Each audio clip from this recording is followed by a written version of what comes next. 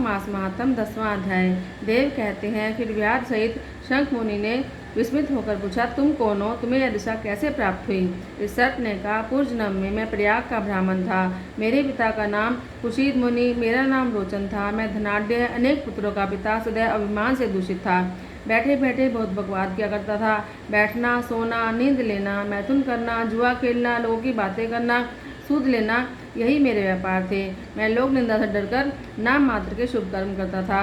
सो भी दम के साथ उन कर्मों में मेरी श्रद्धा नहीं थी। इस प्रकार मुझ दुष्ट और कुबुद्धि के कितने ही वर्ष बीत गए। फिर इसी वैशाख मास में जयंत नामक ब्राह्मण प्रयाग क्षेत्र में निवास करने वाले पुण्यात्मा द्विजों को वैशाख मास के धर्म सुनाने लगे।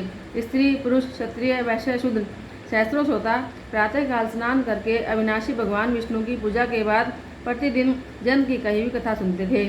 वे सभी पवित्र एवं मौन रहकर उस कथा में अनुरक्त रहते थे। एक दिन मैं भी कौतूहलवश देखने की इच्छा से श्रोताओं की उस मंडली में जा बैठा। मेरे मस्तक पर पगड़ी बंधी थी, इसलिए मैंने नमस्कार तक नहीं किया और संसारी वार्तालाप में अनुरक्त हो गया और कथा में विघ्न डालने लगा। कभी मैं कपड़े फैलाता, कभी किसी की निंदा करता, कभी जोर से हंसता। जब कथा समाप्त हुई तब तक मैंने ऐसे ही समय बिताया। फिर दूसरे दिन सन्निपात रोग से मेरी मृत्यु होगी।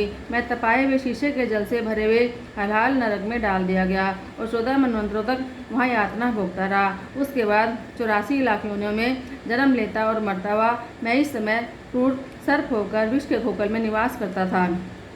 मैंने सौभाग्यवश आपके मुख से निकली हुई अमृतमयी कथा को मैंने अपने दोनों नेत्रों से सुना, जिससे तत्काल मेरे सारे पाप नष्ट हो गए। मुनि श्रेष्ठ, मैं नहीं जानता आप किस जन्म में मेरे बंधु हैं, क्योंकि मैंने कभी किसी का उपकार नहीं किया, तो भी मुझ पर आपकी कृपा हुई। जिनका चित्त समान है, जो सब प्राणियों पर दया करने वाले साधु पुरुष हैं, उनमें परोपकार की स्वाभाविक प्रवृत्ति होती है।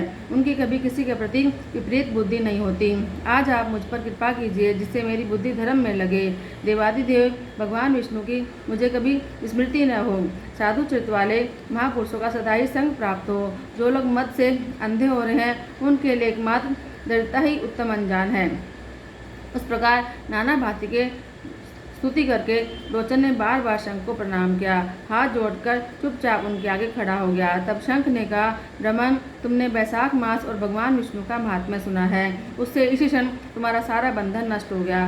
द्विश्रेष्ठ, परिहास, भय, क्रोध, द्वेष, कामना और स्नेह से एक भी बार भगवान विष्णु के पापहारी नाम का उच्चारण करके बड़े भारी पापों भी रोग रहित होकर वैकुंठ में चले जाते हैं। फिर दो श्रद्धा से युक्त होकर क्रोध और इंद्रियों को जीतकर सबके प्रति दया भाव रखते हुए भगवान की कथा सुनते हैं, वे उनके लोक में जाते हैं। इस विषय में तो कहना ही क्या है।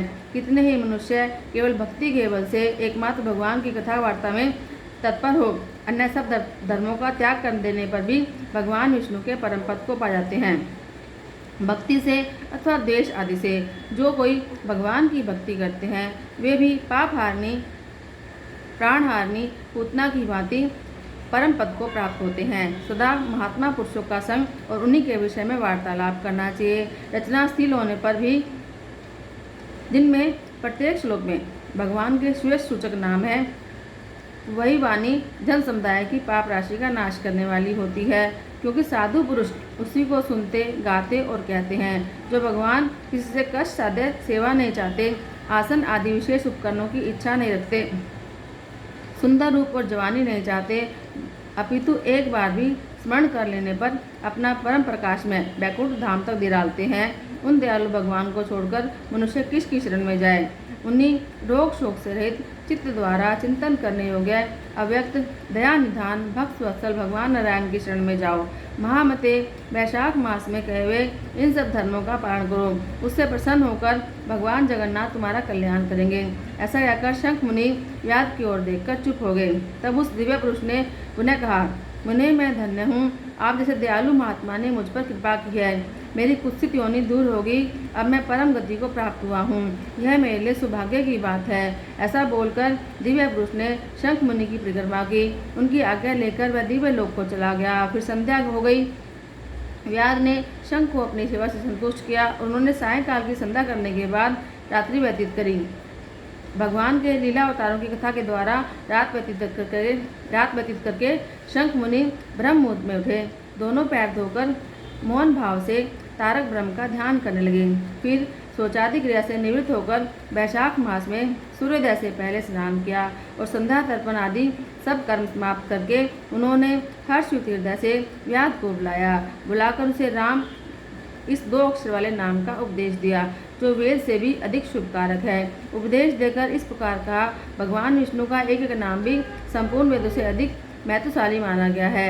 ऐसे अनंत नामों से अधिक है भगवान विष्णु का सहस्त्र नाम। उस सहस्त्र नाम के समान राम नाम माना गया है। इसलिए व्याध, तुम निरंतर राम नाम का जाप करो और मृत्यु तक मेरे बताए हुए धर्मों का पालन करते रहो। इस धर्म के प्रभाव से तुम्हारा वाल्मीकि ऋषि के घर में जन्म होगा और तुम इस पृथ्वी पर वाल्मीकि नाम से प्रसिद्ध होगे। व्याध को ऐसा आदेश देकर मुनिवर शंख ने दक्षिण दिशा की ओर प्रस्थान किया। व्याध ने भी शंख मुनि की परिक्रमा करके बार बार उनके चरणों में प्रणाम किया और जब तक वे दिखाई दिए तब तक उन्हीं की ओर देखता रहा। फिर उसने अति योग्य बैसाख वाले धर्मों का पालन किया। जंगली कैथ, कटहल, जामुन, आम आदि के फलों से राह चलने वाले थके और पथिकों को वह भोजन कराया करता था। जूता, चंदन, छाता, पंखा आदि के द्वारा तथा बालू के बिछावन और छाया आदि की व्यवस्था से पथिकों के परिश्रम और पसीने का निवारण करता था। प्रातःकाल स्नान करके दिन रात राम राम का जाप करता था। इस प्रकार धर्म अनुष्ठान करके वह दूसरे जन्म में वाल्मीकि का पुत्र हुआ। उस समय वह माँ यशस्वी वाल्मीकि के नाम से विख्यात हुआ। उन्हीं वाल्मीकि जी ने अपने मनोहर प्रबंध रचना द्वारा संसार में दिव्य राम कथा को प्रकाशित किया, जो समस्त कर्म बंधनों का उच्छेद करने वाली है। मिथिलापति, देखो वैशाख का महात्म्य कैसा ऐश्वर्य प्रदान करने वाला है, जिसने एक व्याध भी परम दुर्लभ ऋषि भाव को प्राप्त हो गया। यह रोमांचकारी उपाख्यान सब पापों का नाश करने वाला है। जो इसे सुनता और सुनाता है वह अपने माता के स्तन का दूध पीने वाला नहीं होता। बोलो श्री कृष्ण चंद्र भगवान की जय।